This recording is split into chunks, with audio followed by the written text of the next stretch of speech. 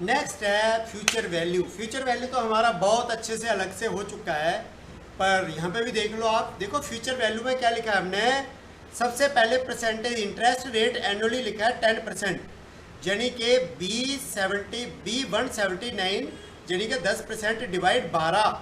अब इसको क्या कर रहे हैं हम, यहाँ से इसको कर रहे हैं हम मंथली, कि मंथली इंटरेस्ट रेट क्या मिलेगा। अभी तो एक साल का लिखा है यहाँ पे 10% है ना, पर मंथली निकालने के लिए क्या करेंगे, इसको डिवाइड कर देंगे 12 कोमा B180 क्या है 10 साल। अब 10 साल को मल्टीप्लाई कर देंगे किससे, 12 से। किससे करेंगे, 12 से। तो 12 कहाँ है हमारा, क्योंकि 10 को 12 से करेंगे, ठीक है ना, महीनों से। तो जब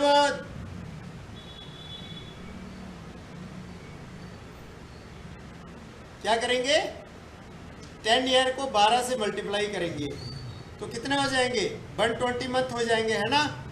फिर उसके बाद क्या है हमारा मंथली पेमेंट, जो इन्वेस्ट कर रहे हो आप बैंक में, तो 100 रुपये महीने के कर रहे हो, ठीक है। ये तो आपको पता ही है, जो पैसा हमसे जाता है वो माइनस होता है ना। तो इतने साल में जाकर हमारे पास इतने पैसे हो जाएंगे, ठीक है। अब इस तरह से लगाना है तो आगे ये भी लगा सकते हैं, ऐसे कोमा 0 कोमा 1, ठीक है ना। 0 मतलब अभी कोई इंस्टॉलमेंट नहीं गई है हमारी, और 1 मतलब पहली स्टार्ट हो चुकी है, तो ऐसे भी कर सकते हैं, ठीक है, समझ गए। तो ये क्या थी हमारी फ्यूचर वैल्यू, क्या थी, फ्यूचर वैल्यू, ठीक है ना। समझ आ गया, दोबारा समझना है समझ लो। देखो इंटरेस्ट रेट को इसको क्या किया हमने, इसको डिवाइड कर दिया 12 से। क्यों किया, कि एक साल का ये एनुअली बता रहा है, तो एनुअली को ईयरली को हमने क्या कर दिया, 12 से डिवाइड कर दिया तो मंथली निकल गया। और B180 को मल्टीप्लाई कर दिया 12 से, यानी कि 10 साल है, तो 10 साल को 12 से मल्टीप्लाई करेंगे, है ना। तो 10 साल को 12 से, 10 साल को 12 से मतलब 10 साल है, तो 12 से 12 क्या हुए, महीने। तो 10 साल को 12 से मल्टीप्लाई करेंगे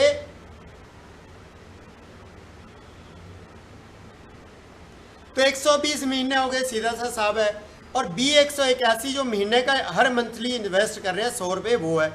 और कोमा 0 मतलब अभी कोई इंस्टॉलमेंट नहीं दी, और 1 का मतलब हमारी एक इंस्टॉलमेंट मतलब पहली चली गई है। तो पूरे 120 महीने बाद हमारे पास ये टोटल अमाउंट हो जाएगा, अगर इतनी एनुअली रिटर्न मिलती है तो। Future value schedule, future value schedule, principal schedule, calculate the future value of an initialized principal after applying a series of compound interest rate। देखो फ्यूचर वैल्यू शेड्यूल का मतलब होता है कि वेरिएबल इंटरेस्ट रेट।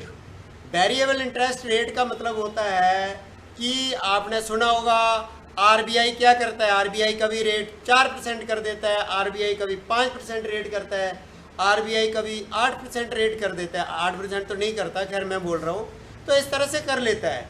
तो मतलब अलग अलग शेड्यूल पे कुछ अलग अलग रेट, तो ये समस्या नहीं हो जाएगी।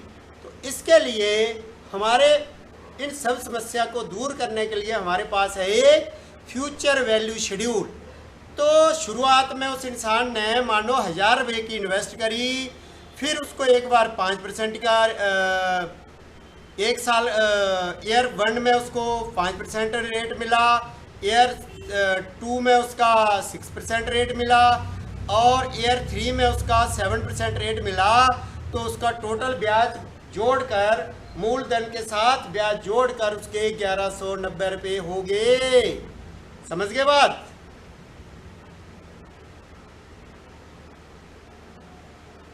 अब कोई पूछ ले आपको कि भाई फ्यूचर वैल्यू का, इंटरव्यू में कोई पूछ ले कि भाई difference between future value and future value schedule, तो आपको सिंपल सा एक लाइन में उनको आंसर बता देना है कि जो फ्यूचर वैल्यू फार्मूला पूरे समय के लिए एक ही फिक्स ब्याज दर पर फ्यूचर वैल्यू निकालता है, जबकि फ्यूचर वैल्यू शेड्यूल हर साल की अलग अलग चेंज होती वैल्यू दरों पर फ्यूचर वैल्यू निकालता है। यानी कि वेरिएबल इंटरेस्ट रेट निकालने के लिए शेड्यूल फ्यूचर वैल्यू शेड्यूल का यूज़ किया जाता है, और फ्यूचर वैल्यू का तब यूज़ किया जाता है वह जब फिक्स प्राइस हो, एक ही रेट से ब्याज मिल रहा हो। ठीक है, तो इस तरह से ये होता है फ्यूचर वैल्यू शेड्यूल पूरा कंप्लीट। वीडियो देखने वालों लाइक करो, शेयर करो और सब्सक्राइब करो, और अगर ये अच्छे से फार्मूले करते हो तो नौकरी भी अच्छी वैकेंसी पाओ और मौज करो।